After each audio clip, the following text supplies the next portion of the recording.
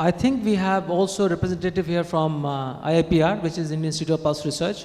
They're mainly targeting those states where the pulses are not grown in Bihar, in Orissa, in Uttarakhand, and the northeast part, and also the land between the intermittent crops, between Rabi and Kharif desired, and many fallow land which is not being used. So yeah, this is their plan to get 3 to 5 million hectares, additional hectares. And I mean, although we can say, we can deny that, but if you look at the government number, if you see the acreage is going from 14.5 to this year 27.1 million hectares, which is, so the increase has been there in terms of land.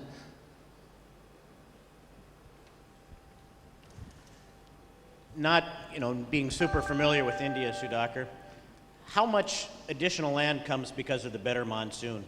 How much marginal land is out there that doesn't get planted in poor monsoon years versus a strong monsoon year like you had this year that maybe brings more acres about? It's difficult to estimate, but India, we have large number of different crops. So as of now, whatever incentive a farmer gets is to get a good prices on the pulses. And so far, the government has not been aggressive, really aggressive, genuinely aggressive, like the way they do for rice and wheat, where there is a strong minimum support price, also sugarcane. But it's a matter of one executive order. If tomorrow they decide to make it 25 million tons or 30 million tons, and they say, oh, this is going to be the minimum support price, and government is going to go out and open and will do procure, I will see lots of land shifting from rice and wheat to pulses. It's very easy. And especially now when we have a surplus of wheat, India has to export almost 6 million tons, yeah. So it's a matter of balancing the supply and demand. I mean, there is no logic to have 6 million tons of surplus of wheat and selling at a cheaper than the world market price, than to have, than not to have additional area under pulses. The question is, where will additional land come from? Let me mention to you. We have 145 million hectares of land under cultivation. We have 2 seasons. Land use intensity is only 1.3. Our land use intensity ought to be 1.8 or 1.9. But it's much less now, 1.3. Therefore, for a large part of the year, large tracts of land are actually fallow. And those fallow lands are now coming into cultivation. That's number one. Number two, I said there are 2 seasons. The latest season is called the Rabi season, or the spring harvest for pulses. Last year, for the spring harvest of pulses, we had 15.2 million hectares. And this year, we have 16.2 million hectares. An increase of only 1 million hectares, which is not a big deal in a country which has 150 million hectares of land under cultivation. So the question is, where does the land come from? You're not talking about tens of millions of hectares or hundreds of millions of hectares. No, we are talking about shift of just 1, 2 or 3 million hectares of land into pulses or any other crop. That's number one. Number two, weather has had a great effect on yields this year. Yields have actually crossed 700 kilograms. And in case of chana, where the acreage is 10 million hectares, the yields are 950 kilograms this year. And that's what is the cause or the reason for the bumper crop that is widely expected, which is about 9.8 million tons. And therefore, the question that where does land come from, we know land can't be produced anymore. Land is fixed, but there is something called land use intensity, which is low in India, and now it's beginning to improve. Thank you. Thank you.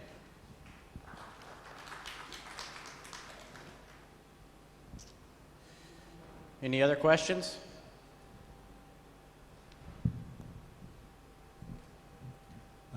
I'm Dr. Osmani from University of Agricultural Science, Dharwad. Anyway, there will be a discrepancy so far as data is concerned, depending upon the source. But however, it's not a question, it's a suggestion. We can use some economic models to forecast either area projections, price projections, country-wise exports, so that we can get a clear guidance. And in our university, we are collecting this information and giving forecasts of prices to the farmers, whether to store or to sell, when they should sell, what would happen to the prices. And 95% of the cases, our forecasts have come true. So this is what just I would like to suggest. You can take help of econometricians, make a projections, so that either traders or farmers or policymakers will have a clear-cut guidance, rather than comparing year-to-year area or prices. This may not give a clear picture of the future, maybe pulses, maybe whatever the crop. Thank you. All good suggestions, and we'll take them to the association, definitely. Okay, with that, I think our time is up. Yes, sir. One more.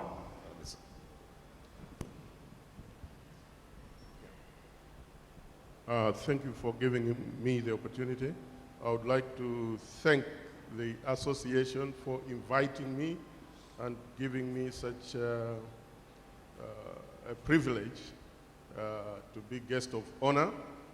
I will be here for the morning and just part of the afternoon. I thought I had to say this before I leave, that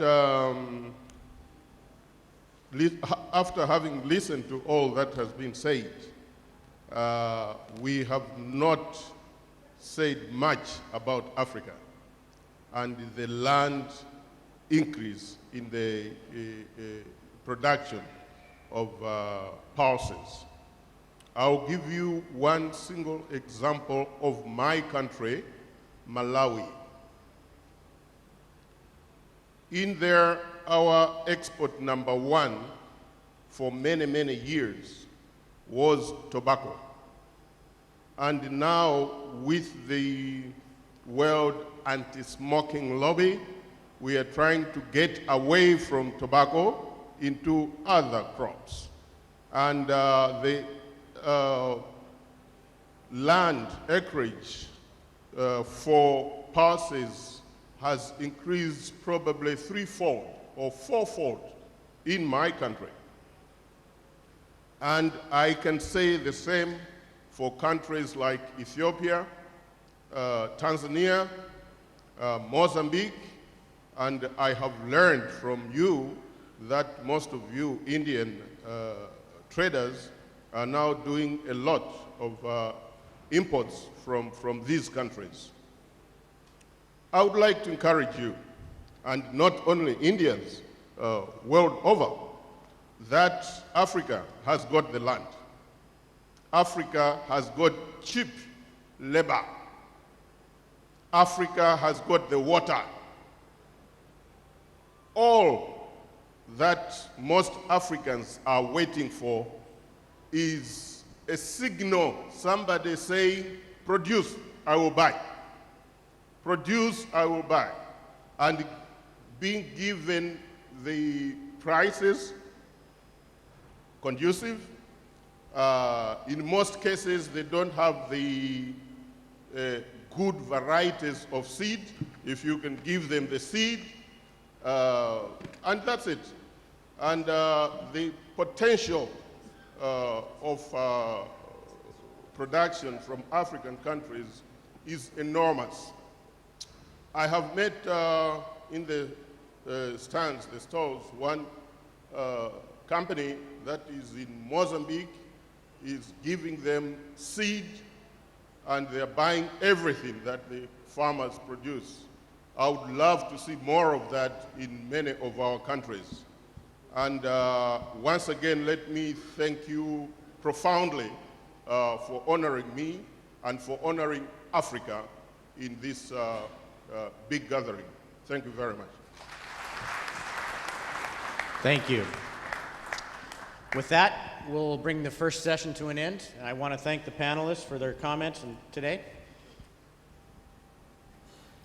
I'd like to thank the chairperson for this session, Jeffrey L. Van Puvenach, for doing us the honors. And may I request Jeffrey to present our panelists with mementos on behalf of the organizers. Jeffrey, could do us the honors, please. Present a memento to Brian Clancy of Stat Publishing Canada.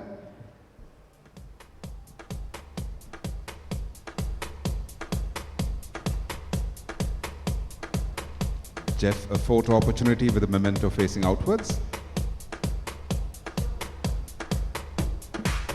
Perfect. G. Chandrasekhar, Associate Editor, Hindu Business Line.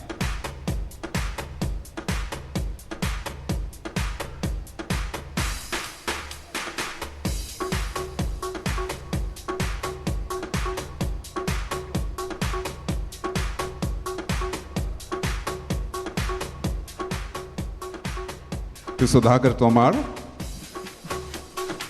Managing Director, Hakan Agro DMCC.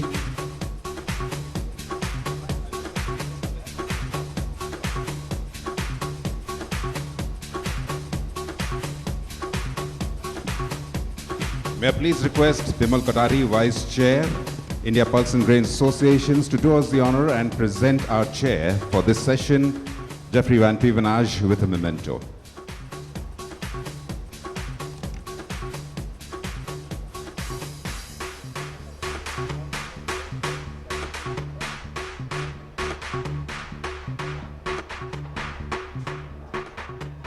Ladies and gentlemen, while the memento is being organized, I got to remind you that we will move immediately into the next session.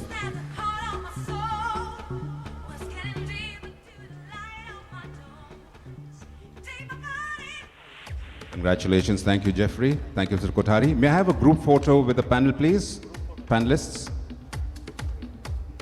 While this group photo is being organized, got to remind you of a few things, that please ensure that you make your travel arrangements to ensure that you keep up with your busy schedule at the hotel that you're staying. So just to ensure there's no glitch in your travel bag, ladies and gentlemen, please, as fast as possible, check your travel desk at your hotel about your travel bag arrangements.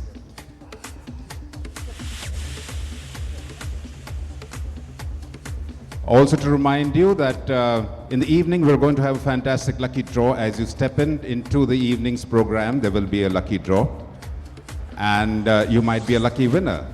Third, of course, there is going to be a presentation on Africa post-lunch. So His Excellency, I hope you're around for that presentation. Fourthly, ladies and gentlemen, got to remind you that we don't have a break. Tea and coffee is being served. You can just step in, pick it up, and come back again. We don't break until lunch. This next session, ladies and gentlemen, is Business Session 2, going to be chaired by Vijay Iyengar. We have origin presentations from United States, Canada, and Australia. This will be followed by the panel discussion on peas. I would like to request the chair for this session, Shri Vijay Iyengar, to please grace the dais. Ladies and gentlemen, we're moving immediately into the next session.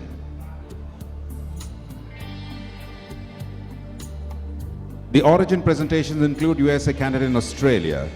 For USA, please once again, let's welcome Jeffrey L. Van Pevenage. Jeffrey will join the dais again for the origin presentation of the United States of America. For Canada, please welcome Carl Potts. And Peter Wilson will give us the country presentation from Australia. These presentations are about 15 minutes each. After these presentations, which are 15 minutes, we'll have a panel discussion on peas, at which point it will be my privilege to invite the panel.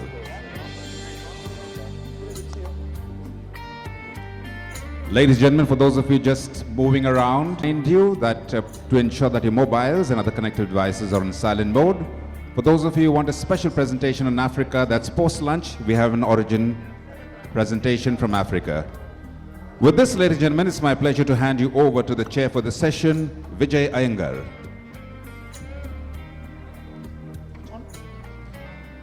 Good morning, ladies and gentlemen. It's indeed a pleasure to be here and chairing the session. We start off with some country presentations, starting with the US. The US has really been of great interest in the last few years, particularly because of increasing production. And the US has made its presence in markets like the yellow peas, green peas, and as well as lentils.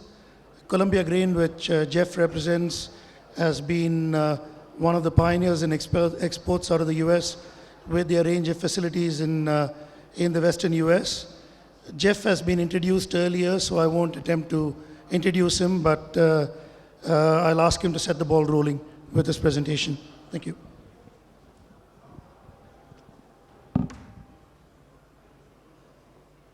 Good morning, everyone.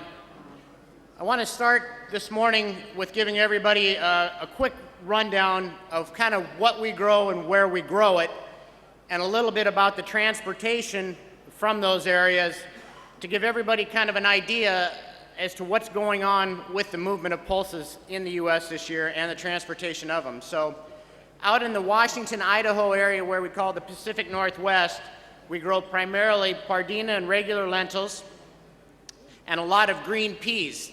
A lot of the branded green peas that end up in India and many other places in the world come from this Pacific Northwest region around Pullman, Washington. Out in the great state of Montana, where I hail from, which has now become the leading state for pea and lentil production in the United States, where we've really seen huge expansion in acres since the year 2005. And out in that area, we're growing, we have the largest production of yellow peas of any state in the nation.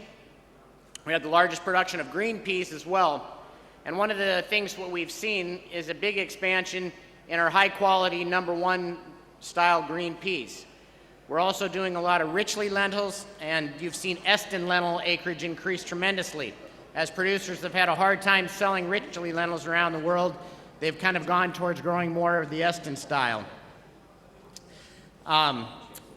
Red lentils that's probably the second largest state for growing red lentils is in Montana, but red lentils isn't a big part of the production in the United States. North and South Dakota, we've seen an increase in acres in South